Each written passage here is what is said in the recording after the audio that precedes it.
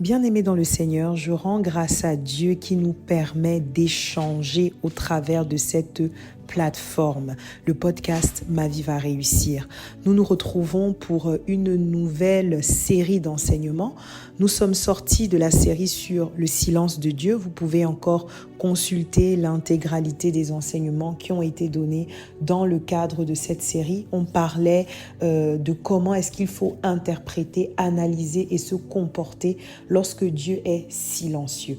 Et pour cette nouvelle série d'enseignements, d'exhortations, de partage, de conseils sans tabou, le Seigneur nous emmène à aborder la question de la délivrance. Oui, vous avez bien entendu la question de la délivrance. Je pense que c'est une question qui, dans certaines églises, dans certains milieux chrétiens, reste encore tellement tabou. Et des fois, lorsque c'est pas tabou, c'est une question qui est très mystifiée. Alors que la délivrance est un processus normal pour tout chrétien, pour tout enfant de Dieu, pour toute personne qui veut se rapprocher de Dieu, pour toute personne qui a envie d'avoir une relation avec Dieu, pour toute personne qui a envie de plaire à Dieu. La délivrance est un processus normal, je dirais même un processus indispensable. Et l'objectif de cette série d'enseignements que nous allons avoir, de partage de conseils autour de la question de la délivrance, c'est tout simplement de démystifier la question de la délivrance et c'est de permettre à chacun d'aller chercher sa délivrance. Parce qu'en fait, nous devons aspirer à être délivrés de tout ce qui nous empêche de manifester véritablement le caractère de Christ, la gloire de Dieu dans notre vie, les promesses de l'Éternel à l'intérieur de notre vie. Alors, la délivrance peut être définie comme le fait d'être libéré d'une gêne, d'un mal, d'un tourment. Si c'est vraiment de quelque chose qui est négatif, vraiment délivrer quelqu'un d'une contrainte, d'une inquiétude, d'une situation pénible. Voilà, donc vraiment quelque chose qui pèse sur toi, à l'intérieur de toi, que tu portes. Tu peux en avoir conscience comme tu peux ne pas en avoir conscience, mais tu as besoin de t'en débarrasser. Donc vous comprenez que la délivrance, c'est le processus au travers duquel on devient libre. Voilà. C'est d'abord ça, le processus au travers duquel on devient libre. Et que nous dit la parole de Dieu? La parole de Dieu nous dit, vous connaîtrez la vérité et la vérité nous affranchira. Donc, il faut savoir qu'en tant qu'enfant de Dieu, la première chose, la première source pour nous de délivrance lorsqu'on vient au Seigneur, c'est sa parole. La parole de Dieu vient, cette parole qui est esprit et vie, elle vient en fait agir dans notre façon d'être et de penser. Elle vient déraciner tout ce qui n'est pas de Dieu. Elle vient déraciner toutes les mauvaises semences que nous avons à l'intérieur de notre façon de penser, à l'intérieur de notre façon de faire, afin de nous rendre libres de cela et de nous faire entrer dans la réelle liberté, en fait, la réelle liberté qui est le fait de marcher avec le Seigneur, de marcher avec Christ, de marcher selon sa parole et de laisser le Saint-Esprit agir et se mouvoir au travers de nous. Donc, le processus de délivrance, c'est un processus normal. Dans ce petit temps, ce petit premier temps de partage, qui est un partage en réalité d'introduction, on aura le temps d'aller profondément dans la parole de Dieu. L'idée maintenant, d'abord, c'est d'ouvrir d'abord vos cœurs et vos esprits à la notion de la délivrance. Donc, la délivrance ici, comme nous l'avons dit, c'est un processus normal pour tout enfant de Dieu parce que tu as besoin d'être libre et la délivrance ne s'apparente pas uniquement au fait d'accepter Jésus-Christ comme son Seigneur et ton Sauveur. Quand tu acceptes Jésus-Christ comme ton Seigneur et ton Sauveur, tu vas naître de nouveau, tu vas être renouvelé, mais ton corps n'est pas renouvelé. Il y a également tes pensées qui ne sont pas automatiquement renouvelées. Il y a tes habitudes, il y a tes attitudes, parce que toutes ces choses, en fait, elles sont le résultat d'une vie que tu as menée avant et elles se sont enracinées à l'intérieur de toi. Ça veut dire que si ton esprit est maintenant renouvelé, que tu deviens une nouvelle personne en esprit, tu dois maintenant travailler afin que les autres dimensions de ta personne, à savoir ton âme et ton corps, puissent être elles aussi renouvelées. Et pour que ces dimensions-là, ces autres dimensions de toi, parce que l'homme est un être tridimensionnel, pour que ces autres dimensions de toi soient renouvelées, tu dois passer par un processus de délivrance. Parce qu'il y a énormément de choses qui ont été plantées par le monde auquel tu appartenais avant de devenir enfant de Dieu, qu'il est donc maintenant nécessaire de déraciner. Ces choses-là, elles sont diverses. Ça peut être même juste des blessures que tu as eu à cultiver au travers de ta vie passée, de ton enfance, de ton adolescence, des expériences que tu as eues. Ça peut être des habitudes, des façons de faire, des façons de penser que tu as cultivées, tout simplement parce que tu as grandi dans un certain environnement dans lequel on avait l'habitude de faire certaines choses, dans lequel on avait l'habitude de penser d'une certaine façon.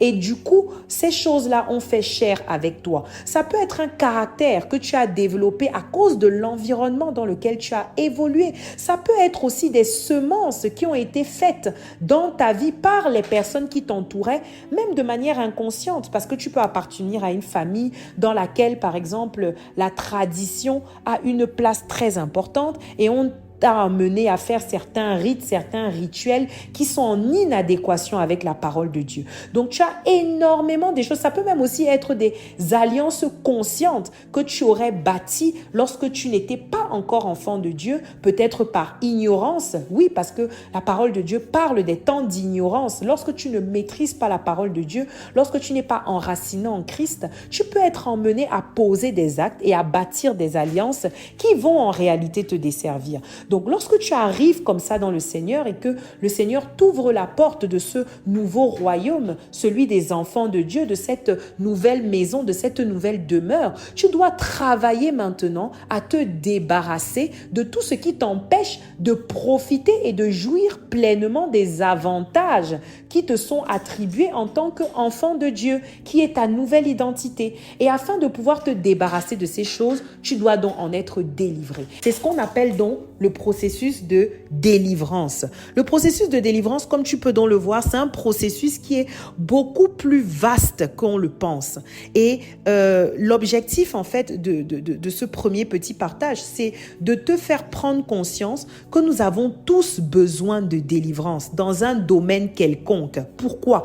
Parce que en réalité, le monde des ténèbres, le diable, l'ennemi, comment est-ce qu'il fonctionne? Comment est-ce qu'il agit dans nos vies? Il n'a pas en fait l'autorisation légale de venir agir dans nos vies. L'autorisation qu'il obtient pour venir agir dans nos vies, ce sont les portes que nous lui ouvrons. Et plusieurs choses dans nos vies, plusieurs situations dans nos vies peuvent être des portes ouvertes à l'ennemi. Une blessure émotionnelle de trahison, de rejet peut être une porte ouverte à l'ennemi parce que ça peut te faire cultiver la jalousie, ça peut te faire cultiver l'esprit de vengeance, ça peut te faire cultiver la colère. Et le diable, en fait, se nourrit de toutes ces émotions négatives qui ne viennent pas de Dieu. En fait, très souvent, lorsqu'on parle de délivrance, on pense tout de suite à la sorcellerie dans le sens, voilà, tu as quelqu'un qui s'envole la nuit, tu as quelqu'un qui mange les gens, tu as quelqu'un qui boit le sang. Oui, c'est un volet parce que la sorcellerie existe, le monde spirituel est réel, ce n'est pas des histoires fantastiques, mais la sorcellerie, en fait, la délivrance dont on a besoin, c'est aussi de toutes ces choses qui nous emmènent à agir en inadéquation avec la parole de Dieu. Tu peux être quelqu'un, par exemple, qui aime le commérage, qui aime la calomnie, qui est colérique, qui est orgueilleuse, qui est envieuse, qui est jalouse. Et à cause de ces attitudes qui n'honorent pas Dieu, tu ouvres la porte au diable et à l'ennemi. Et l'envie peut te faire déclarer des choses sur quelqu'un qui sont des choses négatives. La colère peut te faire sortir des mots qui sont des mots négatifs. La parole de Dieu dit que sur notre langue, il y a le pouvoir de la vie et la mort. Ça veut dire que ce que tu dis lorsque tu es en colère peut être quelque chose qui emmène la mort de quelque chose, d'une chose dans la vie de quelqu'un. Ça peut emmener à faire mourir sa destinée. Ça peut emmener à faire mourir sa confiance en elle. Ça peut emmener à tuer sa joie, à tuer sa paix. Et à ce moment-là, on agit comme un agent satanique, comme un agent du diable. Donc, il faut comprendre que toutes ces choses-là qui sont à l'intérieur de nous et qui ne sont pas de Dieu, avec le caractère de Christ que nous sommes censés refléter au quotidien, ces choses-là, elles font partie des choses dont nous avons besoin d'être délivrés. Et cette délivrance, c'est un processus. Comme je l'ai dit, elle commence par la parole de Dieu. Vous connaîtrez la vérité et la vérité vous rendra libre. Elle commence par le fait de prendre conscience des principes qui régissent le nouveau royaume dans lequel nous sommes. Ça veut dire que lorsqu'on devient enfant de Dieu, la parole de Dieu devient notre guide. Et c'est au travers de la parole de Dieu que nous définissons ce qui est bien et ce qui est mal. Ça veut dire que lorsque tu te trouves en marge de la parole de Dieu, tu as besoin de revenir vers la parole de Dieu. Ce n'est plus Dieu qui agit en toi, c'est le diable qui agit en toi. Et tu as besoin d'être délivré de cet esprit qui est venu prendre ses quartiers à l'intérieur de ta vie. Donc la parole de Dieu, c'est notre principal guide, c'est notre première boussole. Après, il y a aussi le fait de devoir être d'être accompagné, parce que la délivrance, c'est un processus au travers duquel le Seigneur va aussi passer certainement par des personnes pour t'accompagner dans cette délivrance-là, parce que des fois, tu peux avoir des blessures émotionnelles qui ont fait naître qui ont ouvert en fait une porte à l'ennemi dans ta vie, et à cause de ces blessures intérieures, le diable agit dans ta vie au travers de la colère, au travers de la vengeance, au travers de la haine, au travers de la tristesse. Au travers de toutes ces choses-là, en fait, le diable vient agir dans ta vie. Et à ce moment-là, tu as besoin d'être accompagné.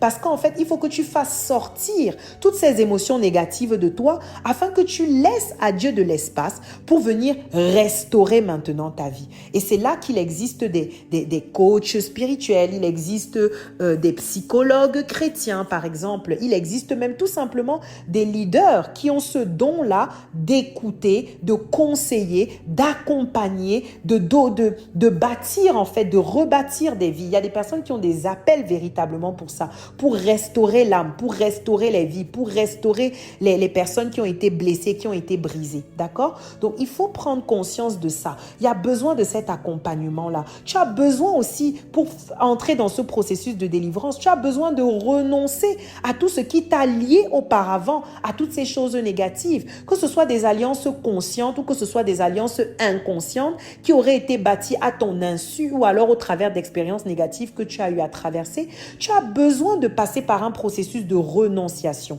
Et ce processus de renonciation, c'est un combat, parce que forcément, c'est le monde des ténèbres qui veut te retenir, alors que la lumière de Dieu, en fait, veut t'attirer à elle. Par conséquent, tu vas pouvoir renoncer peut-être de ta bouche, mais peut-être que les semences qui ont été mises en toi vont te pousser à poser encore des actes qui sont en inadéquation avec ce que tu devrais faire. Donc, ça veut dire qu'il y a la renonciation et il y a la décision ferme de mener un véritable combat contre ce qui voudrait dicter ta vie et qui n'est pas en lien avec la parole de Dieu et avec l'Esprit de Dieu.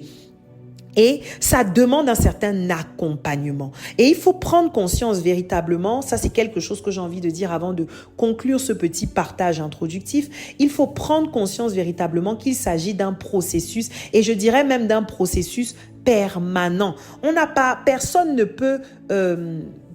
peut se placer et dire qu'il est complètement nettoyé de l'intérieur comme de l'extérieur. La délivrance est un processus permanent, c'est un processus continu, parce que c'est un caractère qui va être renouvelé, c'est un système de pensée qui va être renouvelé, c'est des fondations qui vont être détruites pour être rebâties. Donc il faut d'abord avoir cet état d'esprit de se dire que je suis ouvert au processus de délivrance, parce que très souvent le problème qu'on a, c'est qu'on n'est pas ouvert au processus de délivrance, on se bloque.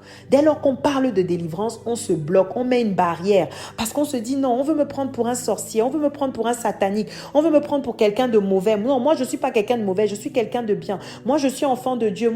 Oui, tu peux être enfant de Dieu. Tu peux être enfant de Dieu. Je te rappelle que Judas marchait avec Jésus et on a dit quoi? Et le diable entra en Judas et Satan entra en Judas. Ça veut dire que tu peux être en train de marcher avec Dieu main dans la main. Tu peux marcher avec Jésus main dans la main. Mais à cause de quelque chose, ça peut être quoi? Ça peut être l'envie, ça peut être l'amour de l'argent. Par exemple, l'amour de l'argent peut faire entrer mammon dans ta vie et tu te retrouves dans une situation d'endettement et tu as besoin d'en être délivré, tu as besoin d'en sortir. Ce sera un processus qui est bien plus que celui de rembourser tes dettes. Il y a tout un processus spirituel qui doit se faire en toi afin que tu sois détaché de cet amour de l'argent, de la mauvaise gestion financière, de toutes ces choses-là, que ta pensée, ton intelligence soit renouvelée, que ta façon de faire, ton rapport à l'argent soit modifié afin que le Seigneur maintenant puisse venir installer sa façon de faire à lui. Donc, il ne faut pas considérer que la délivrance est quelque chose qui appartient uniquement aux non-chrétiens. Non, même le chrétien qui marche déjà avec Jésus a besoin d'être dans ce processus de délivrance. Il a besoin d'être ouvert à ce que l'Esprit de Dieu vienne modifier des choses à l'intérieur de lui. Parce qu'il y a même des choses qui se dissimulent, qui ne se montrent pas tout de suite, qui vont se montrer lorsque tu vas te retrouver face à une situation particulière, lorsque tu vas te retrouver face à quelque chose de particulier. C'est à ce moment-là que cette chose va se manifester. Donc voilà, c'est un peu ce que je voulais d'abord déjà dire en introduction. J'avais envie de vous dire, soyez ouverts au processus de délivrance parce que nous en avons tous besoin, tous et toutes besoin. Soyez ouverts à ce processus de délivrance. C'est la première chose parce que lorsque tu abordes la délivrance comme quelque chose dont tu as besoin et que le Seigneur met à ta disposition pour que tu puisses entrer dans ta destinée, tu seras même à la chasse de la délivrance. À chaque fois qu'on va dire programme de délivrance, séminaire de délivrance, tu seras toujours en train d'y aller parce qu'en fait, la délivrance est un processus au travers duquel on se rapproche de plus en plus de Christ, vu qu'on est libéré, délivré de tout ce qui nous éloigne de Christ pour nous emmener vers Christ. Par conséquent, tu seras motivé, tu seras boosté. Tu vas te dire, oui, j'ai envie d'être délivré. Tu vas te dire que ce soit quelque chose de conscient ou quelque chose d'inconscient, j'ai envie d'en être débarrassé. En fait, c'est cet état d'esprit que j'ai envie de mettre dans ta tête. J'ai envie de te mettre dans la tête le fait que la délivrance est un processus qui te rapproche de Dieu. Et si tu aimes Dieu, si tu as envie d'être attaché à lui, si tu as envie de te rapprocher de lui, si tu as envie de lui être agréable, si tu as envie de ressembler à Christ qui est ton modèle, si tu as envie d'être de plus en plus proche de la parole de Dieu qui est ton guide, si tu as envie de devenir une meilleure version de toi-même, si tu as envie de manifester la gloire de Dieu, si tu as envie d'entrer dans ta destinée, si tu as envie d'être libéré de tout joug qui pèse dans ta vie, tu dois être flexible, ouvert à la délivrance. Parce que la délivrance est le processus au travers duquel on se rapproche de Christ. Parce qu'on est libéré, délivré de ce qui nous empêchait d'être proche de lui, toutes les chaînes qui étaient sur nous, qui nous empêchaient d'avancer et d'aller librement vers lui. C'est un peu comme un aveugle qui retrouve la vue. Tu peux marcher, tu peux faire des choses étant aveugle, mais lorsqu'on va enlever en fait cette maladie de l'aveuglement sur toi, tu vas mieux voir, tu vas améliorer ta façon de vivre, les choses vont devenir plus simples. Il y a beaucoup de gens qui triment, qui luttent pour accomplir certaines choses, mais pourquoi? Tout simplement parce qu'elles ne sont pas passées par des processus de délivrance, elles ne sont pas passées par des processus où les fondations qu'elles avaient avant d'entrer dans le Seigneur n'ont pas été détruites, leur pensée n'a pas été renouvelée, leur caractère n'a pas été transformé et par conséquent, toutes ces choses-là s'érigent comme des barrières, comme des limites à la manifestation de la gloire de Dieu dans leur vie. Tu as besoin de la délivrance. Nous avons tous besoin de la délivrance. Et je rends grâce à Dieu pour cette série d'enseignements, de partage qu'il nous a mis à cœur. Nous entrerons en profondeur tout au long de cette série par rapport à ce que dit la parole de Dieu. Nous verrons des exemples de délivrance que nous allons analyser pour essayer de les comprendre. Et je prie vraiment afin que le Seigneur, au travers de ces quelques mots, au travers de ces quelques partages, qu'il délivre la vie de quelqu'un, qu'il délivre la vie de quelqu'un. La première chose que je veux que le Seigneur fasse tout d'abord à l'intérieur de nos vies, c'est changer notre système de pensée. C'est permettre que nous soyons ouverts, flexibles à ce qu'il a envie de faire dans notre vie et que nous recevions le processus de délivrance comme quelque chose qui est fait pour nous faire du bien. Que nous arrêtions de diaboliser la délivrance, que nous arrêtions de faire comme s'il s'agit de quelque chose de mauvais, que lorsqu'on est en train de te délivrer, c'est bon, tu seras catalogué ou catégorisé. Mais qu'on prenne plaisir en fait à être débarrassé et libéré de tout ce qui nous empêche de rendre gloire à notre Dieu.